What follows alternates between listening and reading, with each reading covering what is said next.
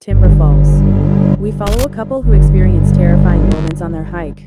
Their lovemaking puts them into hell. Watch what happens next. The film starts with a distressing scene of a girl bound and crying, with her hands nailed to a table. A shirtless man is shown hanging nearby. The girl escapes her restraints, removes her gag, and tries to escape the room. However, she discovers the man still restrained and encounters another person. Filled with fear, she runs through a forest but eventually reaches a dead end. Overwhelmed by fear, she tragically chooses to leap to her death to escape a menacing figure, pursuing her with a weapon. The scene transitions, and we find ourselves in West Virginia. Cheryl and Mike visit a ranger to ask some questions, but are met with rudeness. Undeterred, they proceed with their hike, despite the lack of a phone signal. Along the way, they encounter a local woman who tells them about the Timber Falls route. Intrigued, the couple decides to take that path. They capture some enchanting moments with baby, deer, and share a tender kiss, which leads to a deeper connection. However, their intimate moment is interrupted by strangers armed with rifles. Although harassed, Cheryl and Mike manage to remain calm. The strangers prevent them from leaving, and force Mike to consume alcohol, insisting that he buy the drink as he broke the seal. Mike opens his bag to retrieve the money but discovers his gun, triggering a sense of foreboding. Cheryl helps to calm him down, and they hand over the money before finally being allowed to leave. Later, Cheryl urges Mike to get rid of the bullets. Initially reluctant, Mike eventually complies and discards the ammunition. They encounter a man named Clyde, who shares stories of their hometown and his own medical condition. Clyde also suggests a suitable location for them to set up camp. Delighted with the campsite, Cheryl fails to notice someone observing her from a distance. At night, while enjoying a bonfire, Cheryl becomes aroused and leads Mike into their tent for intimacy. They share a joyful experience, yet an unknown figure continues to watch them from outside. After their encounter, Cheryl brings up the topic of marriage, upsetting Mike. The next morning, Cheryl goes to the river for a bath. Unbeknownst to her, someone is watching her. As she dresses, she sees a man with a hidden face. Mike wakes up and calls out to her. He finds Cheryl's necklace while washing his face. Suddenly, a gunshot is heard, and Mike becomes frantic looking for Cheryl. He injures his arm in his haste, but manages to make a makeshift bandage. He encounters one of the strangers who has found Cheryl's towel. Mike demands to know where she is, but the man claims he only found the towel.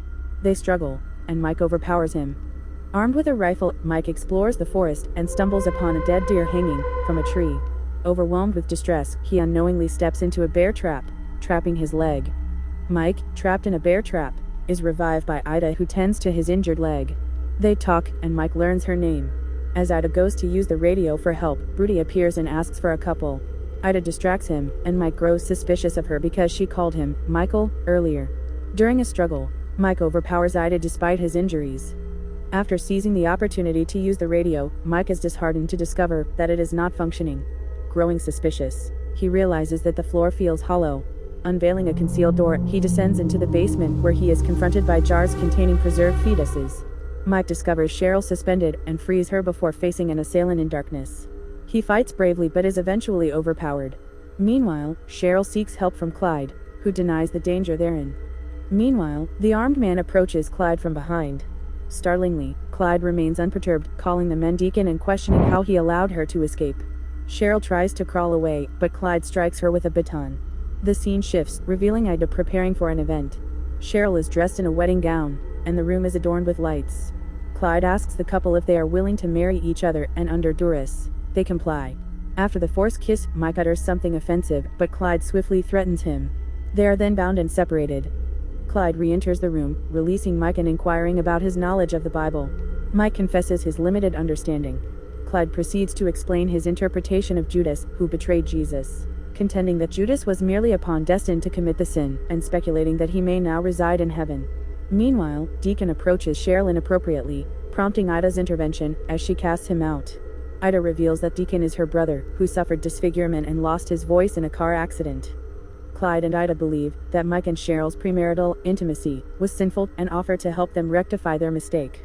Ida shares her own struggles with fertility and offers Cheryl a fertility-enhancing tea, revealing the preserved fetuses as a result of her own miscarriages.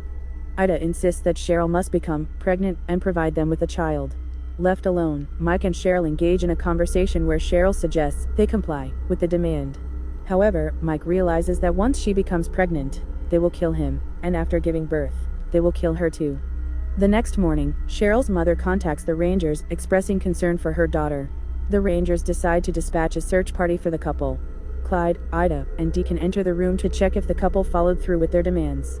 Mike adamantly states that they did not engage in the requested acts. Clyde grows furious and threatens punishment.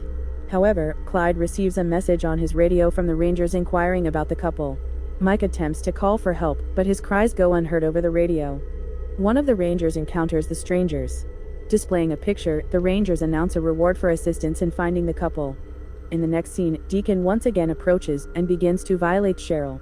She reacts with disgust. Meanwhile, Mike endures further torture. Deacon attempts to assault Cheryl, but Clyde and Ida intervene to protect her. Later, Mike confronts Ida about her obsession with obtaining a child. Defiantly, he asserts that he will never give them a child, regardless of the torture inflicted upon him. Ida threatens Cheryl, prompting her to laugh and disclose that she was already pregnant before the trip, and that the child was conceived prior to their marriage. Ida tries to attack Cheryl, but Clyde stops her. Broody and another person arrive, causing a disturbance. Clyde and Ida go upstairs to investigate, while Mike finds a knife to free himself. Broody enters the basement and is killed by Clyde and Ida. While burying the bodies, Ida suggests aborting Cheryl's unborn child, but Clyde disagrees. Clyde plans to kill the couple, but Mike manages to overpower him, resulting in Clyde's death. Ida enters the room, expressing anguish over her husband's death. Mike attempts to overpower her, but she retaliates by stabbing him. Cheryl intervenes, striking Ida and saving Mike. The couple endeavors to escape, but Mike's injured legs impede his mobility. He instructs Cheryl to find Clyde's walkie-talkie and call for help. While Cheryl makes the distress call, Deacon catches sight of her. He attacks her, attempting to strangle her. However, Cheryl seizes an opportunity, stabbing Deacon in the jaw. She urgently calls out to Mike, who locates a weapon to vanquish Deacon. During their struggle, they plummet into the basement. Cheryl narrowly escapes and runs outside. Resourcefully, Cheryl fashions a Molotov cocktail using alcohol and sets Deacon ablaze. Inside the house, the couple embraces, believing they have triumphed. However, Ida emerges from behind and charges at Cheryl. Mike shields her but sustains a fatal stab wound. In a desperate bid to save Mike, Cheryl searches a cupboard and discovers her phone. Mike's condition deteriorates as Cheryl frantically calls for help. The narrative then jumps forward by 1 year.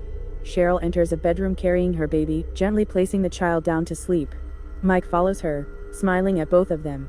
The couple exits the room, leaving the baby in the crib. As the camera pans out, Deacon's hand ominously appears outside the window. If you like this recap, give us a like, and subscribe to our channel. See you next time on Glimpse It.